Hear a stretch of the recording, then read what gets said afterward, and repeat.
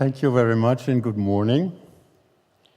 I would like to thank the honorable justices of the Supreme Court of Korea and the organizers and the secretaries of the 2025 Sejong International Judicial Conference for organizing this conference and inviting me. And I also want to thank for the subject of today's conference, advancing the rule of law and enhancing access to justice. The conference may have been planned originally to stress one of the many achievements of King Sejong the Great and to point to an important part of this Renaissance man's achievements. His achievements in so many social, technical, and cultural fields. However, with the recent rise of negative changes in the international political world, made the subject of this conference all the more important to stress the idea of the rule of law and to using an outstanding cultural hero of world history, King Sejong the Great, as a shining example of cultural and political history. Most or practically all of the facts that I will be talking about have already been mentioned by the excellent speech and the introductory remarks we have heard this morning. And I will now try to take these facts into the philosophical background which lies behind King Sejong's thinking. When he created Hangul, he created not only the system of the consonants, but also the design. And both are based on philosophy. It is the only writing system which is in general use in the world today, which is based on phonological analysis of the Korean language. But King Sejong was not a linguist. And when he personally revised, for instance, the 6 administrative codes, he used social philosophy and theories of legal science, but he was not a legal scholar.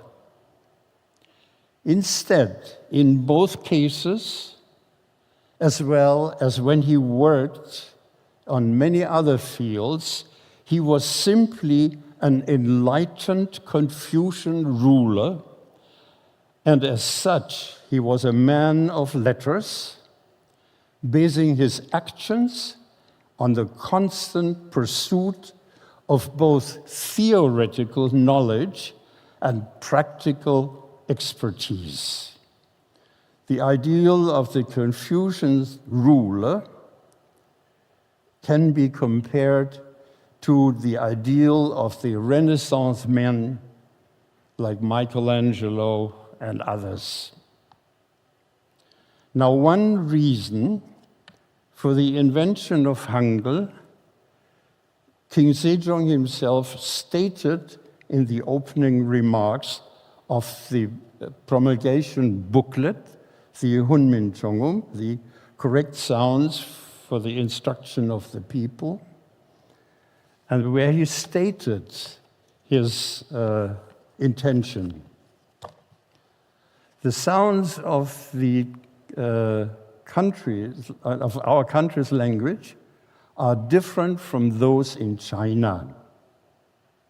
Now, this looks like a very simple statement, but it is really the beginning of a development, a away from 1,500 years of writing in Chinese language and Chinese characters.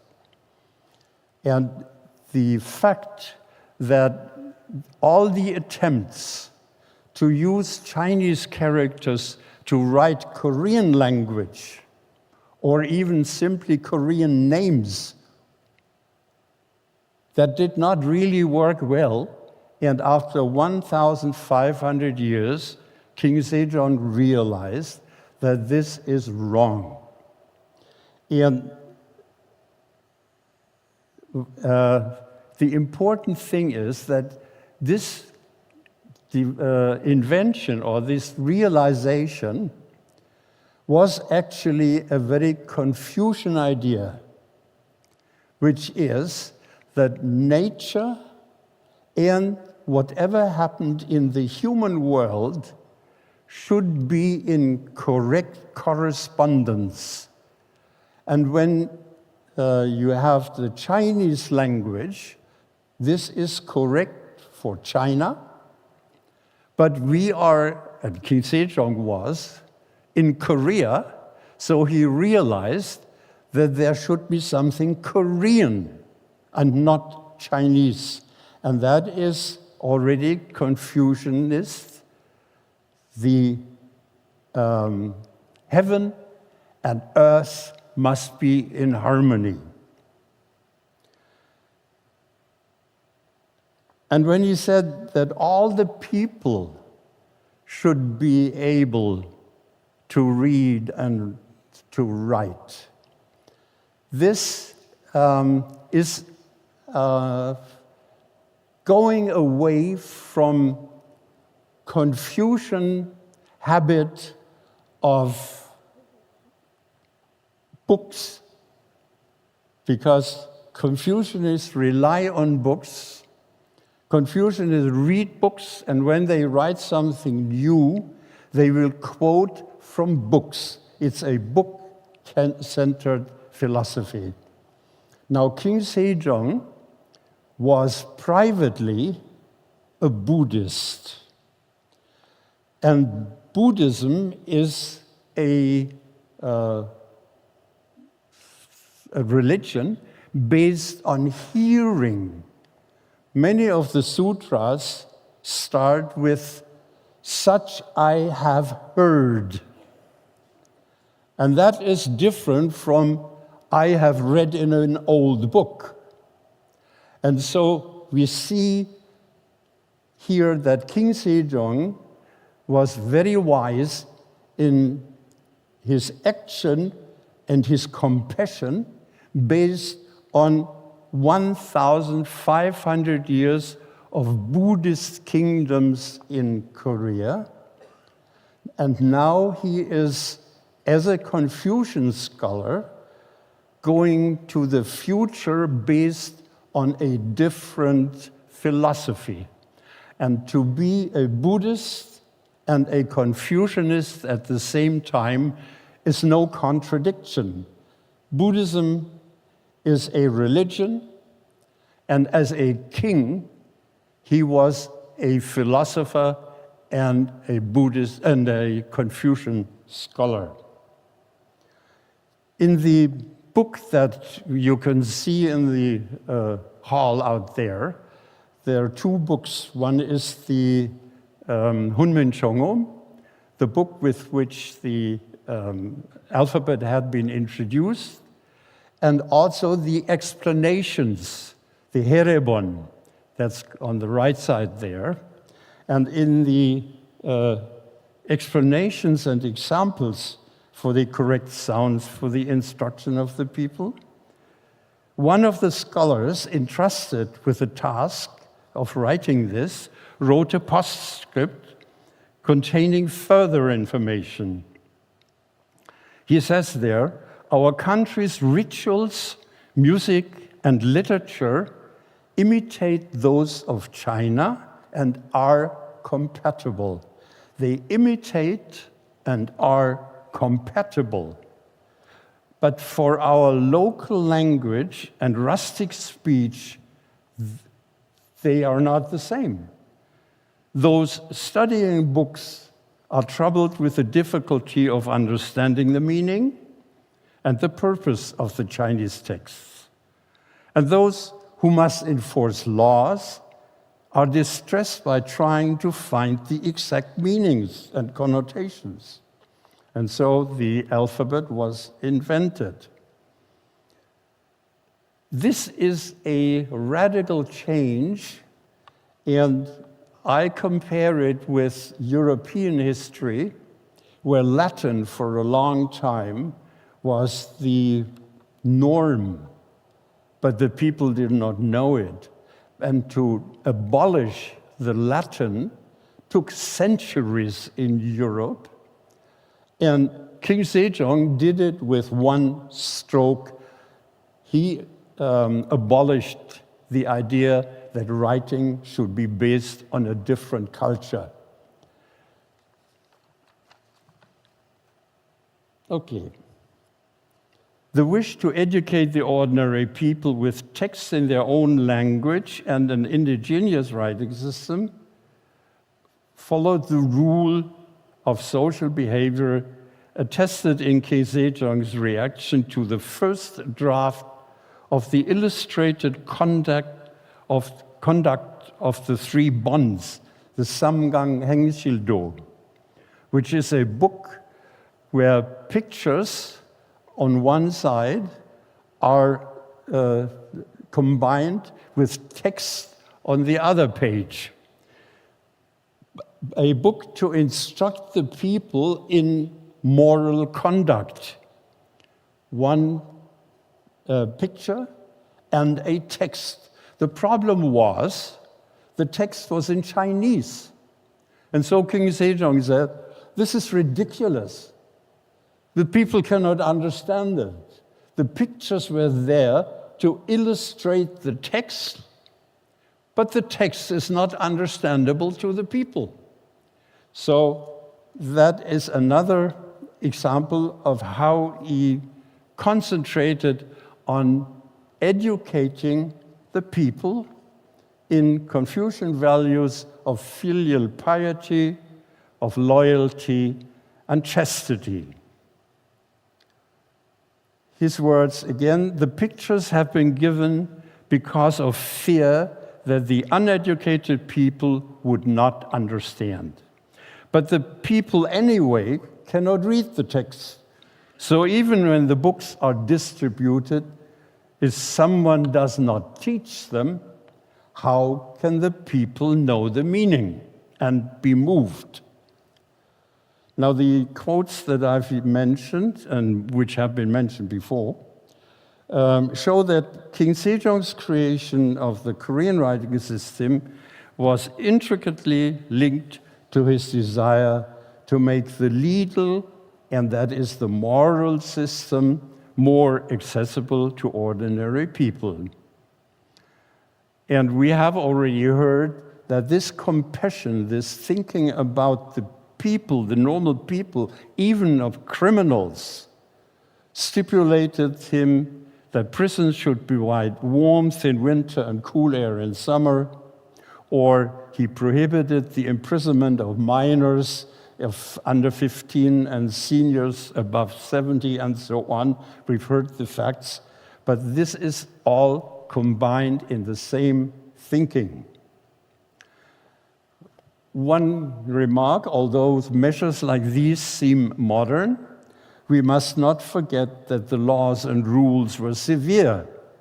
They were based on the strict rules of an extended family ideal centered around men. It was a male society spanning several generations where parents had to be cared for and giving elaborate funeral and mourning rituals.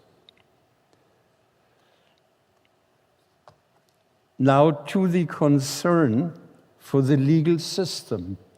Up to now, I've talked about laws, but he was interested in the legal system as such.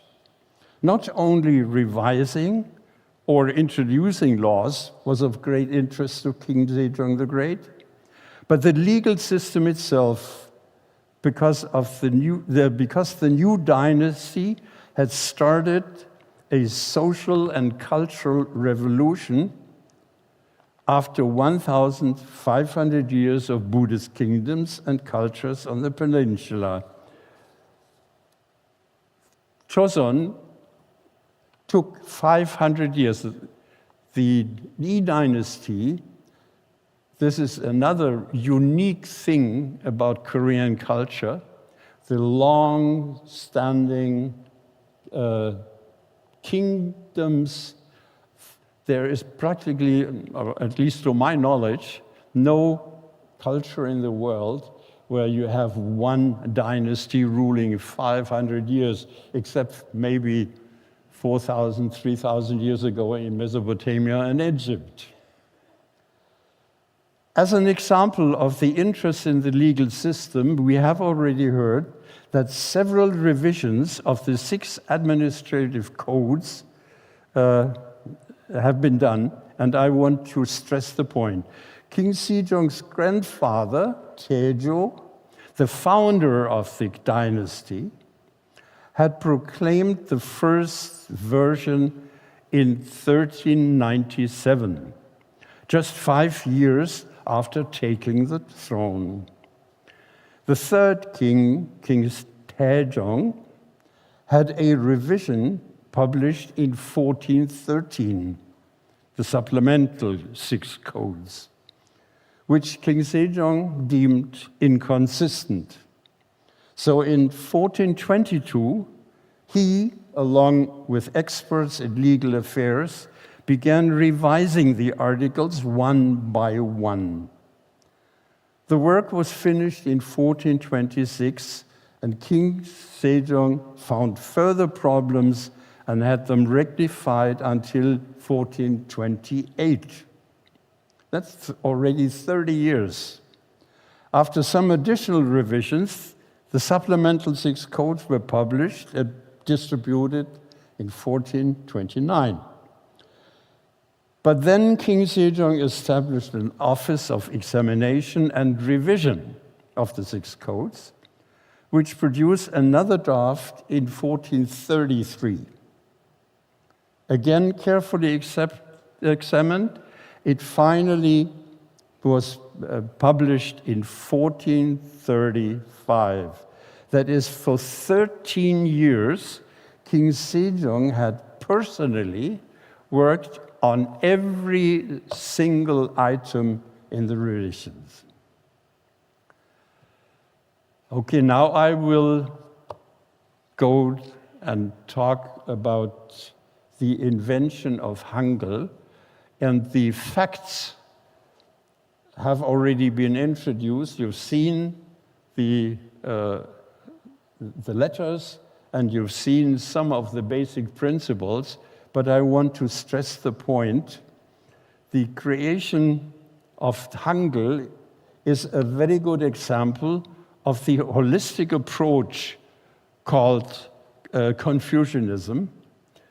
And I'm introducing this as one example of the achievements in the name-giving of our conference. I called it in my paper Metaphysics and Action, but I should possibly call it Philosophy and Application. Basic assumptions of Confucianism include the pursuit of harmony among all members of society at their designated levels in society, as well as harmony between the world that people create and nature. To put the cosmic and the social order in harmony, man must study nature to find the proper way, because human society and natural phenomena should be understood as various manifestations of one concept, which is called Li, something like inherent or informing pattern of an object, a pattern of an action, and a pattern of an idea. In English, very often pronounced the principle. But the manifestation of Li is in nature. It has to be studied in nature in order to be able to transform it into human behavior. So in a way, the rule of law could be, sorry for the pun, could be changed into the rule of Li. The English rule of law would be King Sejong's rule of Li. For an example of an argument following this example, you must see the following quotation from the postscript of the explanations I've mentioned before. There, Chong In-ji, the scholar, wrote, "There are sounds natural to heaven and earth, so there must be writing natural to heaven and earth. The climate and circumstances of various places are different, so naturally, sounds and material forces are different. Languages of different countries have their own sounds, but not their own letters. So they borrowed Chinese characters. This is like trying to fit a square into a round hole. It is therefore important that each country should follow what is convenient to its people." Now, this is philosophy, but on the other side, it is also an attempt to convince possible opposition against the new writing system by conservative scholars who would, and in history it has happened, were in the beginning against the new alphabet because they thought Korea would be uncultured because it would be its own and no longer China. Now, at the end of what I'm going to say, I would like to use some of the principles of the design of the Korean letters as an example to show how King Sejong linked the analysis of spoken language, which is nature, and how he expressed these in the design of the graphic shapes. In King Sejong's Neo-Confucian worldview, the world was seen animated by yin and yang, the complementary opposites of the two primal forces, yin referring to female, left, below, dark, dry, passive, cold, and the like, and yang referring to male, right, above, bright, wet, and so on. Now you must hear these female and male, right and left. They are to be considered philosophical, not social principles. They have in history always been misused to subdue women, but in reality, these are philosophical conflicts of opposition and complementary forces like light and shadow. Not negative and positive on one side. Besides, in yin-yang theory, yang contains a little yin, and yin contains a little yang, and these little ones are growing. Yang is turning into yin, and yin is turning into yang. You know the Korean flag? In the middle you have yin and yang. Anyway, King Sejong, to come to the vowels, He designed the letters for vowels following the yin-yang opposition after a linguistic analysis to classify them. The reason is the Korean language of his days had strong vowel harmony, stronger than today. And so two-syllable words would always contain vowel, either yang vowel or yin vowels. The yang vowels being clear a and o, and the yin vowels being dark unrounded a and dark unrounded u.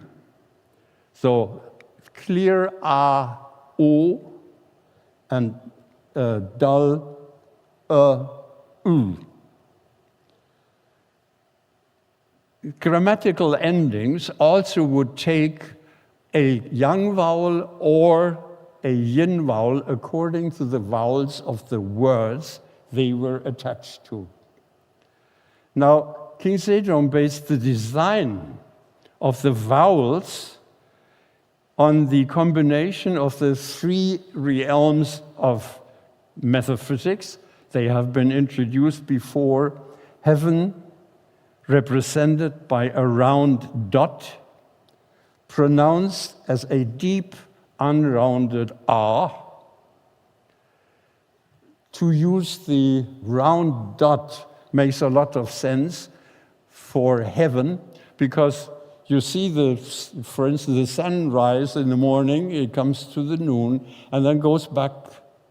But in the dark, it must return to the next morning. So you have the circle as a symbol of heaven. Now the earth is very simple. It's represented by a horizontal line pronounced as the deep, unrounded U. And man is represented by a vertical line because he is both partly earth and partly heaven, or he's combining, he's living between the two. In today's shape, combinations of these basic brushstrokes are written attached. So you have a line and another small line. But this small line originally used to be a round dot. Now we come to the position of the dots. They follow either yin, remember, yin was left and below, and yang, which was right and above, respectively. So now I must turn around because there is direction involved in what I'm saying. The yin a, the round dot, is put to the left, pronounced a. So the yin u is, again, remember, yin, left and below. In u, the round dot is below. And opposite to that, you have the yang a and o, the clear vowels a, and the round dot, yang, is put to the right of the vertical line, and o, yang, o, is put on top. So in the basic vowels, a, o, you have yang, and a, u, yin, you have yin. Vowel E is neutral in vowel harmony. So here we have the basic design of the vowels based on philosophy, yin and yang. Now, secondary vowels like ya, yo, yo, that is basic a, with a iota in front becomes ya. Ya. And when you pronounce ya, you have to put a little extra effort in the beginning. So ya, rather than a. And this little extra effort is also given by a second dot. So you have ya, which has two dots. O and yo have two dots on top. You have a and ya and and y. So I will return to the subject of more effort in the design of the letters later, because first I have to introduce the consonants. The consonants are designed to the 5 agents, or the 5 phases of change, represented by wood, fire, earth, metal, and water, like the 5 days of the week, except for Sunday and Monday. And these 5 phases of change are produced by yin and yang in the philosophy. And the design of the basic consonants is studying nature, in this case, how they are produced in the mouth. And if you produce a K, what you do is your tongue is pressing against the throat like this. And nian, your tongue goes up below the teeth. So you have nian. And miam, we had before, is the mouth, m. The S is produced by the teeth. You hiss through the teeth. And then the 0 initial is the throat. And based on these graphically secondary consonants were made, again by adding 1 stroke. So you have k, the normal K, and if it's aspirated, you add another stroke. K. You have the N, and then when you come to the secondary consonant T, what you do is you build an N with your tongue and then open it. A little extra effort, so you get another stroke. And when this T, when it becomes aspirated, T, that is another effort. So you have an extra stroke in the T or above the T. So you have N, D, and T.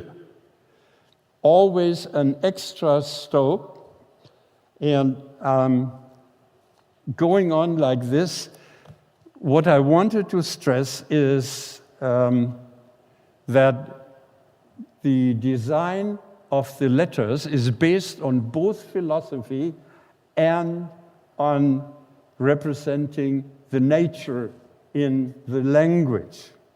To sum up, in my brief remarks, I wanted to highlight 3 aspects of King Sejong the Great, the basis of his thinking and his actions as a ruler. The first aspect is that we can only do justice to King Sejong if we portray him as a person who exemplified a lifelong commitment to comprehensive learning, and in our world of constant change, he is undoubtedly a role model for this. The second aspect was that he understood the world as a coherent whole that can only be grasped by meticulously analyzing individual phenomena and then interpreting them back into the whole. As our time increasingly turns us into specialists in ever smaller contexts, this going back into the whole is certainly a point for reflection for us. And the last aspect concerns simplicity as the simplest and best and highest art, as is shown in the graphic invention of the letter shapes. Thank you very much.